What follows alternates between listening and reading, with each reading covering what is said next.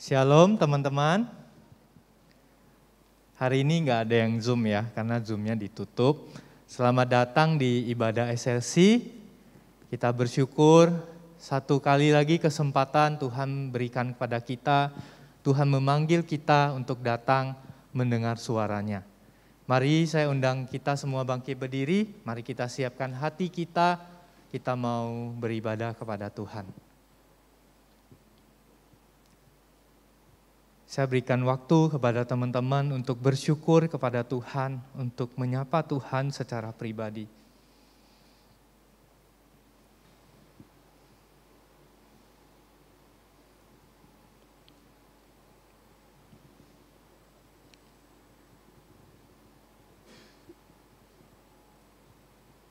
Tuhan, kami bersyukur satu ini kami bisa datang beribadah kepada Engkau. Tuhan, tolong Engkau sendiri yang berbicara kepada setiap kami. Apapun keadaan kami pada sore hari ini, kami tahu Tuhan, Engkau tidak pernah meninggalkan kami.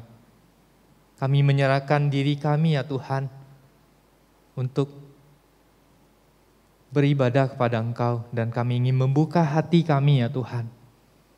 Tolong kami ya Tuhan.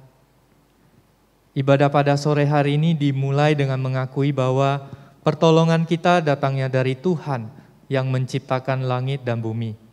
Pertolongan dari Bapa, Allah Anak dan Allah Roh Kudus akan menyertai kita semua dari sekarang sampai selama-lamanya. Amin. Selamat beribadah teman-teman.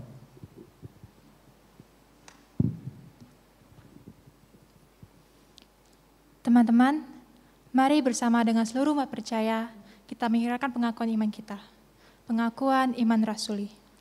Aku percaya kepada Allah, Bapa yang Maha Kuasa, Khalik langit dan bumi, dan kepada Yesus Kristus anaknya yang tunggal Tuhan kita, yang dikandung dari Roh Kudus, lahir dari anak darah Maria, yang menderita sengsara di bawah pemerintahan Pontius Pilatus, disalibkan, mati dan dikuburkan, turun ke dalam kerajaan maut. Pada hari yang ketiga, bangkit pula dari antara orang mati. Naik ke sorga, duduk di sebelah kanan Allah, Bapa yang Maha Kuasa. Dan dari sana Ia akan datang untuk menghakimi orang yang hidup dan yang mati. Aku percaya kepada Roh Kudus, gereja yang kudus dan am, persekutuan orang kudus, pengampunan dosa, kebangkitan tubuh, dan hidup yang kekal. Amin. Nah, teman-teman, sebelum mulai ibadah pada hari ini, saya mengundang teman-teman untuk berikan tos kepada teman-teman di sebelah kiri, kanan, muka, depan, belakang, dan katakan Tuhan Yesus itu baik.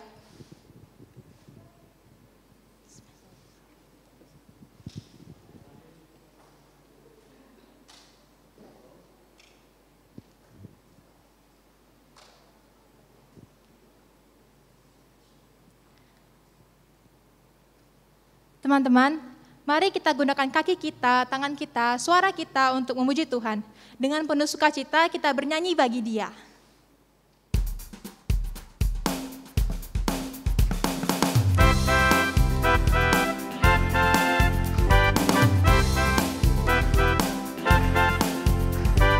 Angkatlah suaramu, puji dan serukan nama Yesus. Tanggalkan bebanmu, tak perlu kau khawatir, sebab Dia sanggup. Gerakan kaki kita. Gerakan kakimu, menarilah dan bertepuk tangan, bersukacitalah, tak perlu kau khawatir, sebab Dia sanggup. Sekarang nyanyikan kebesarannya, Dia kuat dan penuh kuasa, bersorak-sorai karena kasih-Nya telah datang melawat kita, nyanyi bagi Dia.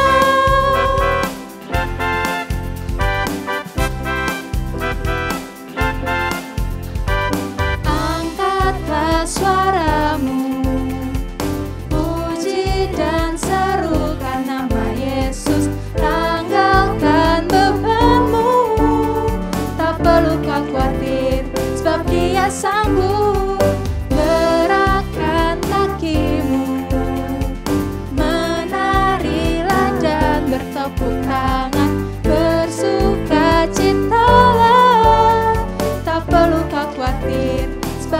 sanggup. Sekarang nyanyikan kebesarannya, Dia kuat dan penuh kuasa. Bersorak-sorai karena kasih-Nya, Kau datang melawat kita. Nyanyi bagi Dia. Sekarang nyanyikan kebesarannya, Dia kuat dan penuh kuasa. Bersorak-sorai karena kasih-Nya, Kau datang melawat kita. Nyanyi bagi Dia. Sekarang nyanyikan kebesarannya, Dia kuat dan penuh kuasa. Bersorak-sorai karena kasih-Nya, Kau datang melawat kita. Nyanyi bagi Dia. Nyanyi bagi Dia. Nyanyi bagi Dia. Beri kemuliaan bagi nama Tuhan. Teman-teman, Tuhan telah memberikan kita kekuatan. Dia telah mengaruniakan kita kasih-Nya. Mari bersama kita bersorak, karena sukacita surga nyata memenuhi kita. Mari kita bersama bertepuk tangan.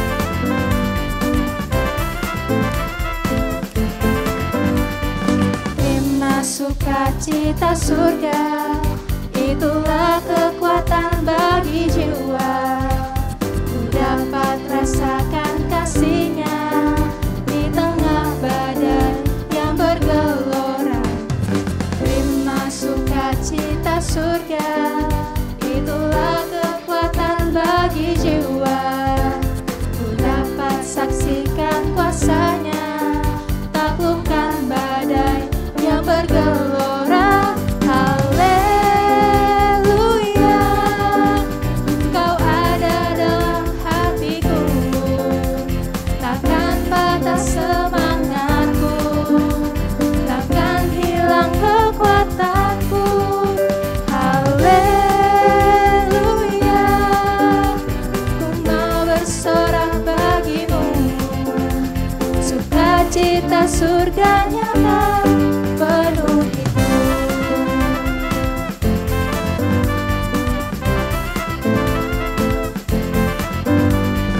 Terima sukacita surga, itulah kekuatan bagi jiwa. Ku dapat saksikan kuasa-Nya, taklukkan badai yang bergelora.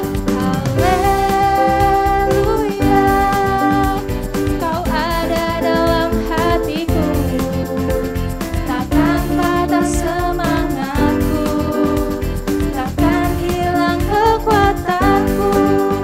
Haleluya, ku mau bersorak bagimu. Sukacita surga nyata penuh itu.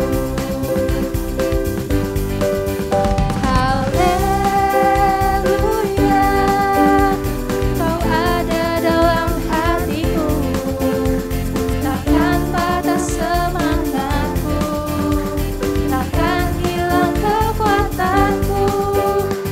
Haleluya, ku mau bersorak bagimu. Sukacita surga nyata penuh itu. Sukacita surga nyata, sukacita surga nyata, sukacita surga nyata penuh itu. Teman-teman dipersilakan duduk kembali.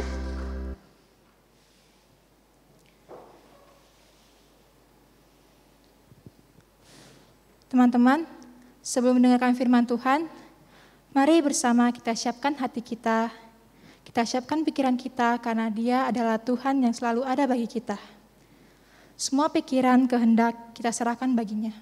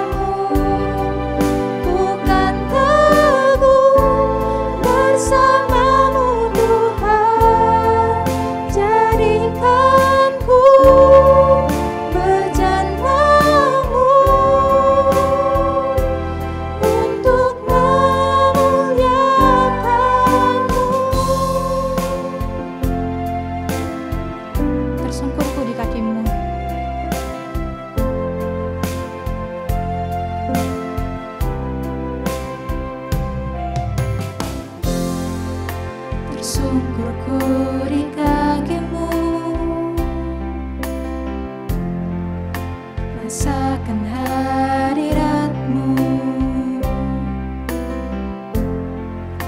Takkan ku melepaskan-Mu, Kau cahaya bagiku.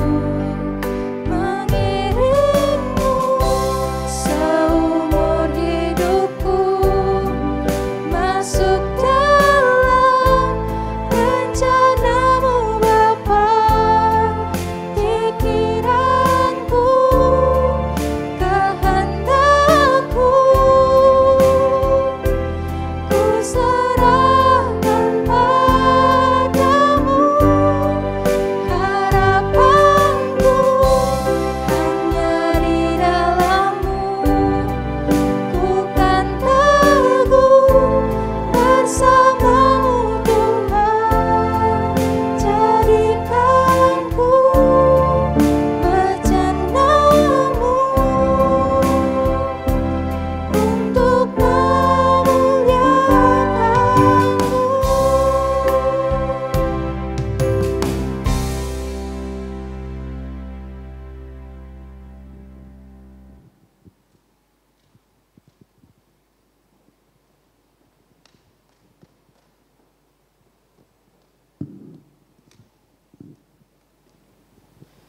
Ya teman-teman, kita berdoa ya. Tuhan Yesus, terima kasih, kami berdoa bersyukur pada sore hari ini.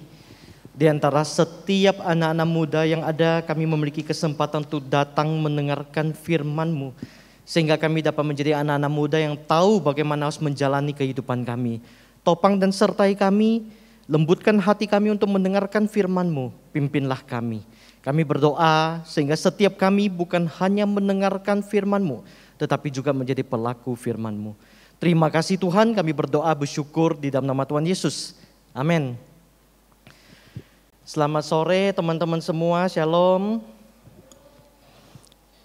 Senang sekali hari ini bisa ketemu sama kita semua ya. Dan terima kasih juga buat WL, tadi sudah pimpin dengan luar biasa, juga singer, pemusik, mantap sekali. Senang rasanya kalau dari muda punya kesempatan untuk melayani Tuhan, mengeksplor semua talenta dan karunia yang Tuhan kasih. Dan saya juga mendorong semua kita untuk dapat melayani ya. Oke, nah sebelum menyampaikan firman Tuhan, teman-teman gak perlu khawatir, saya diberikan waktu 15 menit sama Ko Indra. Jadi itu gak terlalu lama ya, 15 menit. Sehingga aku mau minta tolong, selama 15 menit teman-teman lebarkan pupil matamu. Besarkan korneamu, bisa? Nah coba ingatin teman ini samping kiri kanannya, coba ngomong sama mereka, buka tuh matamu tuh, jangan dikutuk. Terus ngomong sama teman di kiri kanannya gini, kalau matamu tutup nanti teman tuh buka. Jadi kita kerjasama gitu, bisa? Sudah? Oke? 15 menit, bisa bertahan? Mantap. Nah sebelum menyampaikan firman Tuhan, mungkin beberapa yang tidak kenal, nama saya Teddy gitu ya, Teddy. Jadi panggilannya Ko Teddy gitu ya, singkatnya Kotet gitu ya. Aku koko sepanjang masa, jadi dari zaman Ko Indra masih di SMA begitu ya. Dari Kak Sally gitu ya, C. Sally masih di SMP waktu itu begitu. Dan aku tetap koko sepanjang masa. Itulah sebabnya kenapa aku tetap muda sepanjang masa gitu ya. Keren rasanya begitu. Oke, hari ini kita sama-sama mau lihat tentang satu topik, bicara tentang integritas. Oke. Anak-anak muda biasanya tahu tuh, kalau ngomong tentang integritas itu ngomongin tentang gini nih, kamu jalani yang kamu omongin, supaya tidak nato, ya, omong kosong gitu ya, cuma bisa ngomong nggak lakuin gitu ya. Biasanya pengertian integritas kita cuma sebatas itu tuh. Nah tapi hari ini mau ajak kita lihat, di Kamus Bahasa Indonesia memberikan pengertian yang keren tuh, sehingga semua orang yang berintegritas itu rasanya tuh keren banget gitu. Coba kita lihat sama-sama sekali lagi ya. Bisa baca tuh? Coba baca sama-sama ya. Dari sini, mutu ya. 1, 2, 3. Mutu, sifat, dan keadaan yang menggambarkan kesatuan yang utuh sehingga memiliki potensi dan kemampuan memancarkan kewibawaan dan kejujuran. Keren ya? Coba ngomong sama temanmu, kalau kamu berintegritas, wibawamu tuh keren gitu loh. Coba ngomong. Tidak sesimpel yang kita pikirkan ya. Sekarang saya mau ajak kita lihat satu persatu. Pertama mulai dari ini. Mengapa kita harus berintegritas? Mungkin teman-teman bertanya, ya Kotet, aku kan masih SMP, aku masih SMA. Terlalu dini untuk ngomongin masalah integritas gitu ya. Nah, saya mau ajak kita lihat alasan paling sederhana kenapa kita harus berintegritas. Ini tercatat di Matius 22 ayat 16, juga tercatat di Markus 12 ayat 14. Jadi catatannya mirip begitu ya. Nah, saya mau ajak kita sama-sama melihat apa yang tertuang di sana. Jadi ada orang yang ngomong sama Tuhan tuh begini. Guru, kami tahu engkau adalah seorang yang jujur dan dengan jujur mengajar jalan Allah. Dan engkau tidak takut kepada siapapun sebab engkau tidak mencari muka. Jadi teman-teman, kalau kita lihat dari sana, semua kata jujur yang tercatat di sana dalam bahasa Inggrisnya itu adalah integrity. Gitu ya. Jadi kalau hari ini teman-teman bertanya, kenapa saya harus berintegritas? Kenapa saya harus melakukan apa yang saya omongkan? Maka kemudian saya memberikan hal yang sederhana. Karena Tuhan Yesus sendiri melakukan hal yang sama. Simple. Kenapa saya harus berintegritas? Karena Tuhan Yesus berintegritas. Saya berikan contoh sederhana. Alasan lain yang lebih dalam. Kenapa kita harus berintegritas? Teman-teman kan punya papa mama ya. Atau setidaknya punya seorang koko. Atau punya auntie. Kalau kita mengatakan kita nggak punya papa mama yang kita hidup dekat. Biasanya kalau kita hidup dekat dengan seseorang. Maka kemudian kita akan semakin mirip dengan dia. Gitu ya. Jadi kalau kita ingin mengatakan kita tuh anak Tuhan, maka kemudian otomatis namanya anak Tuhan itu hidup bersama dengan Bapaknya Tuhan. Sehingga semakin lama dia akan semakin mirip Tuhan. Kalau hidup bersama Tuhan lama-lama gak mirip Tuhan, miripnya setan, berarti jadi anaknya siapa? Udah gak usah dijawab. Pasti tahu tuh, pura-pura gak tahu aja gitu ya. Oleh karena itu teman-teman, kalau Allah kita, Tuhan yang kita sembah di dalam nama Tuhan Yesus, dikatakan dia berintegritas. Dia jujur, dia tidak mencari muka. Dia berintegritas. Maka kita yang dikatakan anak-anaknya tentu harus berintegritas. Saya pikir satu alasan ini cukup bagi kita untuk memahami bahwa kenapa Anda dan saya harus berintegritas. Oke? Itu poin pertama yang perlu kita pahami. Sederhana ya, bisa ya. Nah, oleh karena itu pada saat ini saya tidak ingin bingungkan kita dengan definisi tadi dari Kamus Besar Bahasa Indonesia. Tapi kita ambil definisi integritas dari sini aja. Matius 22:16 atau Markus 12 ayat 14. Berarti seorang yang berintegritas adalah jujur. Salah satu sifat yang dia miliki adalah jujur. Berikutnya adalah jujur mengajar jalan Allah. Jadi yang dimaksud di sana adalah bukan hanya mengajar, tapi dia juga menjalankan apa yang dia ajarkan. Dan dia tidak takut kepada siapapun sehingga dia berkompromi. Tidak mencari muka. Itulah berintegritas. Jadi kalau Kotet simpulkan sederhananya begini. Daripada pusing pulang gitu, stres gitu ya. Kalau kamu baca firman Tuhan. Kalau kamu tahu firman Tuhan. Kamu hanya tahu dan baca. Tapi tidak melakukan. Berarti itu tidak berintegritas. Orang atau anak Tuhan yang berintegritas adalah dia baca, dia pikir, dia gumulkan, lalu dia lakukan. Itu adalah anak Tuhan yang berintegritas. Oke, sekali lagi, anak Tuhan yang berintegritas adalah dia membaca. Bukan hanya baca, sekilas lewat, dia merenungkan. Dia berusaha untuk memahami, dia gumulkan, dan kemudian dia lakukan. Itulah integritas. Sederhana ya, kita bisa ikutin bersama-sama ya. Oke. Jadi kita sudah belajar mengapa kita harus berintegritas dan kita setidaknya udah ada gambaran integritas itu apa. Berikutnya, kalau saya tidak berintegritas bagaimana? Kalau saya berkompromi bagaimana? Saya berikan jawaban yang sederhana. Apa yang terjadi jika kita tidak berintegritas?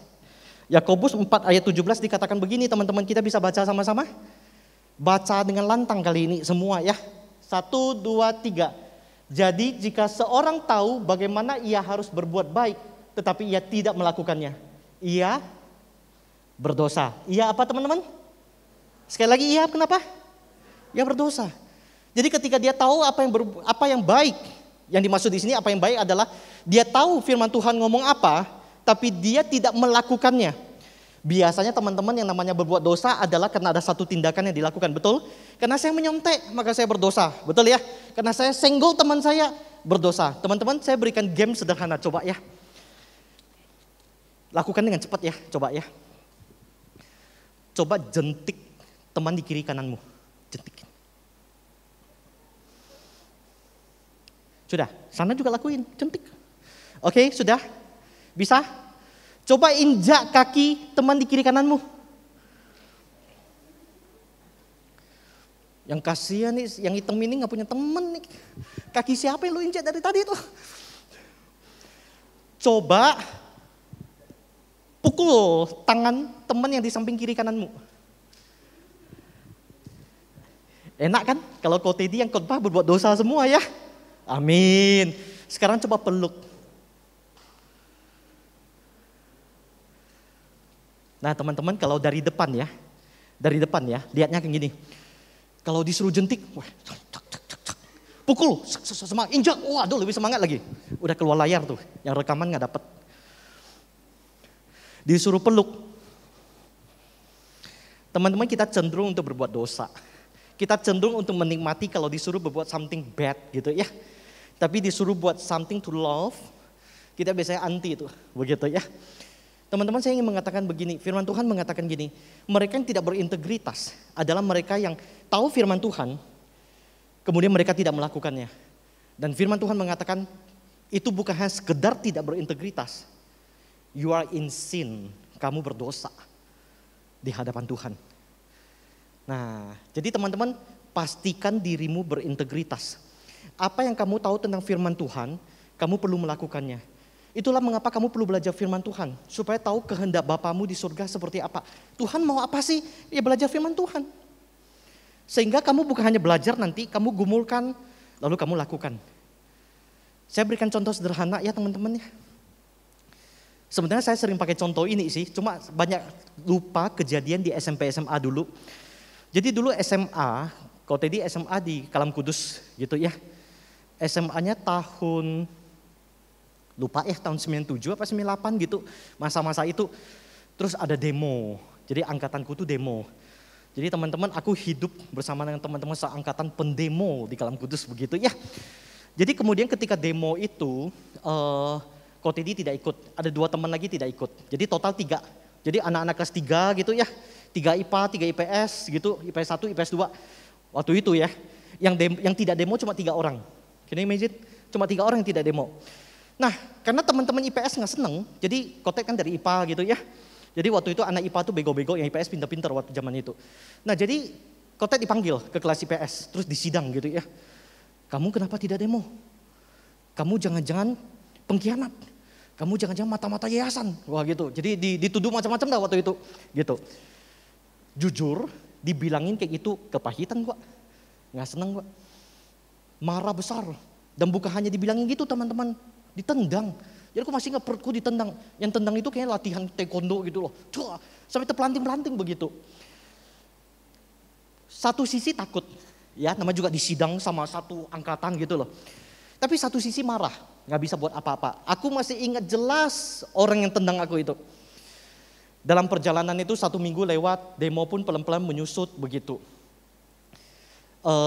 Orang yang tendang aku itu datang. Lalu ngomong gini, Ted, sorry ya kemarin nyidang kamu, terus udah tendang kamu, sorry banget ya, begitu. Jadi aku minta maaf deh, begitu. Nah, jadi namanya minta maaf seneng nih. Jadi waktu itu Kotet sudah mulai ke remaja, mulai seneng tuh ikut ke gereja gitu ya. Udah tahu setidaknya firman Tuhan ngomong apa. Memaafkanlah begitu. Dia udah minta maaf, udahlah lupakanlah masa lalu, sudah. Jadi jabat tangannya, jabat begitu. Nah setelah jabat tangan selesai 1 minggu lewat, kemudian baru dapat informasi begitu ya. Itu karena dengar dari teman-teman sesama IPS waktu itu mereka, dia dari IPS gitu ya. Ngomong gini, si Teddy itu bodoh banget tuh begitu. Gitu aja gampang banget ampuni si itu.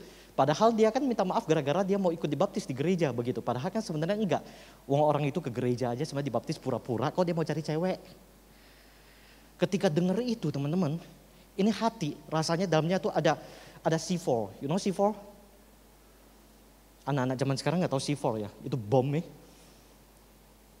Kayak mau meledak rasanya. Kayak itu kalau ketemu samurai nggak cukup. Kalau bisa AK-47 tembak semua mati begitu ya. Marah banget. Pikiranku tahu aku harus mengampuni. terlepas daripada alasannya apapun. Pikiranku tahu bahwa aku tidak boleh menendam. Pikiranku jelas firman Tuhan mengatakan bahwa aku harus mengampuni apapun yang terjadi. 7 kali malahan begitu. Tapi di dalam kenyataan nggak bisa. Waktu berlalu, kelas 3 tamat, masuk kuliah begitu ya, ketemu. Tidak kuliah di tempat yang sama, berbeda, tapi masih ketemu. Dia kadang-kadang masih nongol di gereja. Sampai di gereja, wah nggak mau lihat gua. Pokoknya ketemu, bohong tuh orang tuh, munafik tuh, nggak cocok ikut Tuhan tuh, palsu dia ke gereja itu nggak bener tuh, pasti cari cewek ujung-ujungnya tuh, siapa yang cewek sama dia jadi korban tuh begitu. Tak doain yang buruk-buruk lah, tak kutuk-kutukin lah begitu intinya. Kotet butuh waktu 7 tahun lebih untuk bisa mengampuni dia. Kotet cerita kepada satu teman, sesama pemuda waktu itu ya, bahwa aku nggak bisa ampuni. Bersyukur ada teman ini yang terus dorong, kamu nggak boleh gitu loh, kamu ingat kamu anak Tuhan. Mengampuni bukan karena dia sudah berbuat baik atau dia udah minta ampun, tapi karena Tuhan sudah ampuni kamu harus ampuni. Enak aja nggak bisa, pokoknya protes terus. Jadi butuh waktu 7 tahun. So, Koten yang mengatakan bahwa tidak mudah untuk berintegritas. Tidak mudah untuk melakukan firman Tuhan, betul. Tapi setidaknya 2 hal yang aku syukuri adalah akhirnya aku mengampuni. Meskipun 7 tahun. Mengampuni benar-benar lega, benar-benar lepas. Kedua, alasanku mengampuni adalah karena waktu itu Kotet punya satu teman yang terus-menerus mengingatkan, sorry nggak bisa, kamu udah ikut Tuhan, kamu nggak ngomong kamu anak Tuhan, kamu harus ampuni. Waktu itu kan biasa ya, namanya juga anak-anak remaja ya, enak aja gitu-gitu, selalu gitu ya. Dan dia selalu datang dengan firman Tuhan, ingatkan Kotet. Itulah mengapa Kotet itu selalu memegang bahwa untuk berintegritas, kamu butuh orang lain, kamu butuh teman, kamu butuh cross. Teman-teman yang kenal kamu dengan jujur, lalu bisa berani menegur kamu supaya kamu menjadi orang yang lebih baik. Berintegritas itu kalau sendiri kadang-kadang susah. Kamu butuh teman, kamu butuh partner. Itulah mengapa Ko Indra mengajak kita untuk bersama-sama di dalam cross. Teman-teman, itu penting supaya kita hidup berintegritas. Sometimes firman Tuhan mengingatkan, melakukannya susah. Butuh teman yang menegur, meskipun ditegur kadang-kadang sakit, tapi butuh. Oke. Berikutnya, Kotet ingin memberikan satu cerita. Cerita ini cerita yang harusnya pada tahu semua sudah ya.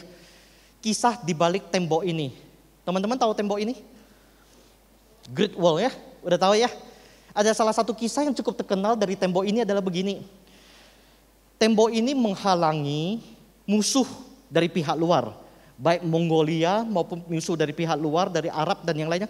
Untuk kemudian masuk ke dalam wilayah China. Tembok ini dibangun yang begitu tinggi dan kokoh sehingga berapa kali penyerangan pun yang besar itu nggak bisa tembus begitu. Sehingga musuh mengeluarkan tenaga dan biaya perang yang sangat besar. China dapat survive dengan biaya yang sangat kecil. Sampai suatu hari tembok ini jebol. Dan mereka bisa menerobos sampai masuk ke dalam. Bagaimana caranya? Bayar orang dalam. Jadi di antara orang mengagumi kisah daripada tembok ini, kalau yang pernah ke sana, pernah injak temboknya begitu, temboknya diinjak. Ya betul sih, kita naik ke atas temboknya ya. Di balik itu ada satu cerita tentang integritas. Di balik cerita itu ada satu kisah yang terjadi, yaitu tembok itu pernah dihancurkan gara-gara bukan lemah itu tembok, tapi karena orang dalam tidak berintegritas. Yang Kote mau sampaikan di sini adalah begini, apa akibatnya kalau tidak berintegritas? Pertama, kamu dikatakan berdosa. Kedua, kamu menghancurkan dirimu. Tentara-tentara Cungko, kerajaan China memiliki pikiran, dengan Great Wall itu, dengan tembok itu, maka semua sudah aman. Jadi yang diperbagus untuk survive di dalam peperangan adalah tembok itu. Mereka lupa membangun karakter orang-orang yang jaga. Jadi hari ini Kotet ingin menyampaikan kepada kita bicara soal integritas. Itu bukan berbicara soal apa yang kamu bangun di luar, tapi apa yang di dalam. Percuma kamu membangun harga dirimu di luar dengan kemudian uang dari orang tua misalnya begitu ya. Terus kendaraan yang kamu pakai, baju yang kamu pakai, begitu parfum yang kamu semprotkan setiap hari untuk ke sekolah. Dan yang lainnya itu membuat harga dirimu naik. Sorry teman-teman, integritas tidak diukur dari sana. Integritas diukur dari dalam. Banyak orang lupa membangun luarnya begitu keren sampai lupa membangun dalamnya, hatinya. Sehingga banyak anak-anak muda masa depannya hancur hanya gara-gara bukan dia tidak punya uang, bukan dia tidak memiliki pakaian yang keren, bukan dia tidak punya sarana prasarana untuk dipamerkan kepada teman-temannya, bukan. Karena dalamnya nggak ada dibangun, karena hatinya bobrok, karena hatinya kompromi. Dan anak muda seperti itu, setahu saya dari zaman saya sampai zaman ini tidak akan survive di dunia kerja. Tidak akan survive membangun keluarga, tidak akan survive selama pacaran. Dia akan putus nyambung begitu. Bahkan seringkali jatuh di dalam dosa. Masalahnya di mana? Hatinya tidak berintegritas.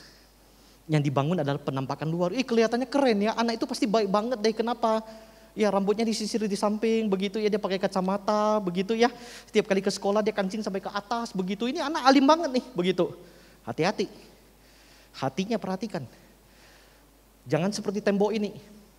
Terlalu terpesona sama temboknya, lupa bangun karakter orang yang jaga di sananya. Akibatnya apa? Sehebat apapun tembok ini, hancur teman-teman. Jebol.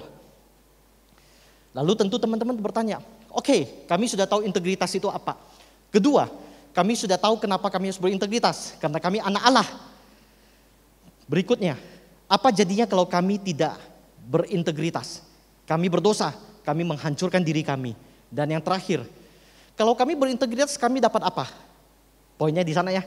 Kalau kami berintegritas, kami dapat apa? Kalau kami melakukan apa yang kami ngomong atau kami pelajari dari firman Tuhan, kami dapat apa? Firman Tuhan mencatat 2 poin. Yang pertama dari Amsal 10 ayat 9, siapapun yang berjalan di dalam integritas dilindungi, teman-teman. Ya. Siapapun yang berjalan di dalam integritas, dalam hal ini kejujuran, dia berjalan dalam perlindungan. Perhatikan poin itu. Kalau kamu mengatakan kamu anak Tuhan, Tuhan tidak akan membuang kamu. Tuhan sekali-sekali tidak akan pernah membuang Anda. Sekali kamu tetap komit Tuhan, saya tahu ini sulit, tapi saya mau berintegritas. Saya tahu firman Tuhan yang saya baca adalah gini, dan saya tidak mampu melakukannya, tapi saya akan melakukannya. Saya harus mengampuni orang ini, saya harus mengampuni papa mama saya harus gini, harus gini, harus gini. Tapi karena anak Tuhan, saya mau melakukannya. Firman Tuhan mengatakan di Amsal 10 ayat 9, semua orang yang berjalan dalam integritasnya, maka dia akan menjadi orang yang berjalan dalam lindungan Tuhan. Siapa yang melindungi? Bukan tentara, bukan polisi, bukan papa mamamu. Tuhan Allahmu yang melindungimu. Dan itu hanya berkat yang diberikan kepada mereka yang berintegritas. Berikutnya, dari Mazmur 25 ayat 21. Biarlah integritas dan kebenaran itu melindungiku. Perhatikan poinnya di sana. Biarlah integritas dan kebenaran melindungiku. Teman-teman, SMP, SMA, terus nanti mau kuliah gitu ya. Saya cukup yakin karena dulu ketika kuliah, ketika mau kerja, kita berpikir bahwa kita perlu membangun banyak hal penampakan yang baik, tampilan luar yang baik. Tapi percayalah, dunia kerja pada zaman sekarang, kalau nanti suatu hari kamu kerja, udah SMA selesai kamu kerja, dunia kerja tidak mencari orang pintar. Dunia kerja tidak mencari orang yang pintar. Dunia kerja mencari orang yang punya hati, orang yang bisa bekerja sama, orang yang berintegritas, orang yang jujur. Itulah sebabnya mengapa anak-anak Tuhan yang tetap teguh, berpendirian teguh untuk berintegritas, hidupnya diberkati oleh Tuhan. Tidak gampang, sekali lagi betul tidak gampang, tapi hidupnya diberkati oleh Tuhan, masa depannya sukses, dia dipakai di mana-mana. Kenapa? Hatinya takut akan Tuhan, dia berintegritas. Tapi bagi mereka yang kompromi, dan parahnya kompromi itu dimulai dari yang kecil, dari SMP, SMA. Teman-teman, terakhir, lihat kiri kananmu, depan belakangmu. Lihat siapa orangnya dan ingat. Kotet perlu jujur kepada teman-teman, dan supaya teman-teman punya masa depan yang baik adalah begini. Tidak semua orang yang kamu lihat itu akan gagal. Mungkin pada hari ini ketika kamu lihat, orang kayak gini mah gak punya masa depan. Pemikiran gitu. Tapi tidak semua orang yang kamu lihat hari ini akan berhasil. Penentunya hati. Kalau kamu mau masa depanmu sukses di dalam lindungan Tuhan, penuh dengan berkat Tuhan, mulai dari satu hal, integritas di dalam hatimu, melakukan apa yang firman Tuhan katakan. That's enough. Itulah integritas. Keputusan di tanganmu. Kamu menjadi orang yang sukses, kamu menjadi orang yang tidak sukses. Kotet akan tutup dengan sebuah cerita begini. Ketika kuliah dulu, hampir udah selesai, Kotet membuka toko komputer. Begitu ya, membuka toko komputer. Waktu itu Jalan Riau, ya. Jadi tokonya cukup sukses, tokonya cukup berhasil, banyak langganan, cuannya banyak, begitu ya. Setidaknya dapat makan, dapat jajan, dapat beli motor, begitu. Balik modal lagi, begitu ya. Jadi senang banget waktu itu. Dan ketika Kotet buka toko waktu itu, karena masih muda banget ya. Jadi waktu itu kira-kira usianya 21 tahun, begitu. Jadi yang datang ke toko Kotet, yang menawarkan produk, itu sesama usianya itu mirip-mirip, 21, 22. Dan yang datang ada dua jenis. Ada kemudian yang datang lalu menawarkan kerjasama, harganya segini, kalau kamu beli kamu dapat untungnya segini. Ada kemudian yang datang begini, ini harganya satu barang misalnya 200.000 gitu ya. Bos, kamu ambil deh barang ini, aku kasih 190.000. Tapi nanti di bonnya tolong catat 250.000 gitu ya. Nah lihat, yang muda-muda gitu yang kompromi, pintar-pintar tuh kompromi ya begitu, supaya dapat untung lebih besar. Kotet anak Tuhan, yang Kotet garisnya ada begini, berarti orang ini tidak akan dipanggil lagi. Berarti produk orang ini tidak akan diambil lagi. Orang yang ini akan diambil. Secara etika umum aja, Kotet aja bisa menyeleksi produk siapa yang mau diambil. Jenis orang seperti ini, buang. Teman-teman, dunia kerja itu keras. Kalau dari SMP, SMA kita tidak berlatih untuk berintegritas dari hal-hal, saya kan nggak boleh nyontek. Saya harus belajar untuk tidak menghina teman saya. Saya harus belajar tidak membuli teman saya. Saya harus belajar tidak ngomongin orang di belakang. Saya harus belajar untuk kemudian tidak memfitnah teman saya. Saya harus belajar untuk menaati perintah orang tua saya meskipun sulit. Saya harus belajar untuk mengampuni papa mama saya mungkin meskipun seringkali melukai hati saya. Itu semua nggak enak, tapi jelas firman Tuhan mengatakan itu harus dilakukan dan saya melakukan. Dan perhatikan, orang yang demikian berjalan dalam lindungannya Tuhan. Masa depannya jelas, masa depannya diberkati. Tapi masalahnya adalah berkat ini tidak untuk semua, tidak untuk semua orang. Hanya bagi mereka yang berintegritas. So today is your choice. Kamu mau menjadi orang seperti apa? Putuskan mulai dari saat ini. Kotet kenal Ko Indra dari dulu. Dalam segala kesederhanaan pergumulan dia, Kotet tidak pernah membayangi dia menjadi seorang hamba Tuhan. Tapi Tuhan pimpin. Jangan pernah menganggap remeh seseorang. Dia bisa berhasil. Tapi seseorang yang kamu kagumi pada saat ini, temanku ini, yang ini keren banget nih. Dia bisa-bisa hancur masa depannya. Kamu gak bisa menebak. Tapi penentunya dari mana? Putuskan pada hari ini, apakah Anda berintegritas atau tidak. Apakah saya akan menjadi pelaku firman Tuhan. Atau hanya masuk sini, keluar sini. Keputusan Anda. Berkat ini tidak untuk semua orang. Tapi kalau Anda mau berkat ini, hidup dengan masa depan yang luar biasa dalam lindungan Tuhan Allahmu, jaga hatimu mulai dari saat ini, berintegritas. Mari kita berdoa teman-teman. Tuhan, kami berdoa dan bersyukur dan thank you Tuhan untuk berkat Tuhan bagi setiap kami. Hari ini kami telah belajar bagaimana harus berintegritas. Tuhan tolong topang setiap kami. Biarlah pada hari ini ketika Engkau mendapati di dalam hati anak-anak-Mu, mereka yang memutuskan untuk membaca, merenungkan dan melakukan firman-Mu meskipun sulit. Biarlah mereka yang berintegritas diberkati oleh berkat-Mu yang berlimpah. Perlindungan daripada tangan kuasa Tuhan. Demikian masa depan mereka berada di tangan-Mu. Terima kasih Tuhan. Kami berdoa, kami ucap syukur hanya di dalam nama Tuhan Yesus. Amin. God bless.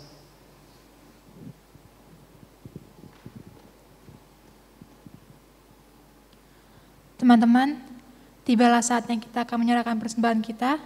Persembahan dapat diberikan melalui kotak persembahan yang terdapat di belakang. Mari kita berdoa. Ya Bapa, terima kasih Tuhan Kau telah memberkati ibadah kami pada hari ini. Sekarang kami akan mengumpulkan persembahan kami ya Tuhan. Berkati setiap persembahan kami, baik yang akan kami kumpulkan ataupun yang sudah kami kumpulkan, agar dapat harum dan berkenan di hadapan-Mu.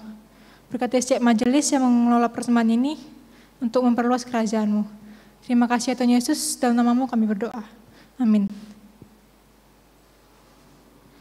Teman-teman, silakan untuk bangkit berdiri.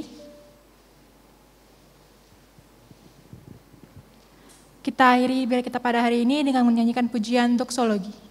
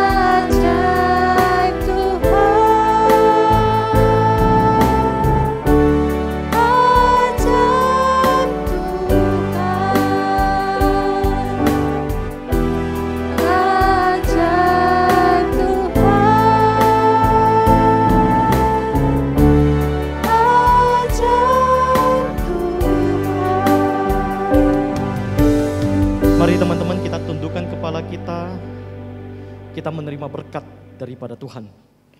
Selaku hamba Tuhan, pada hari ini memohonkan berkat daripada Allah Tritunggal, menyertai kehidupanmu di masa mudamu senantiasa, memberikan engkau hati yang teguh untuk meresponi firman Tuhan, dan bukan hanya mendengarkan tetapi menjadi pelaku-pelaku firman, sehingga dengan demikian hidupmu dikatakan jujur di hadapan Tuhan, dan hidup dalam segala integritas di hadapan Tuhan, dan menyenangkan hati Tuhan. Biarlah setiap dirimu yang melakukan perintah firman Tuhan ini hidup dalam berkat Tuhan, hidup dalam lindungan Tuhan, hidup dalam penyertaan Tuhan dari sekarang sampai selama-lamanya. Amin.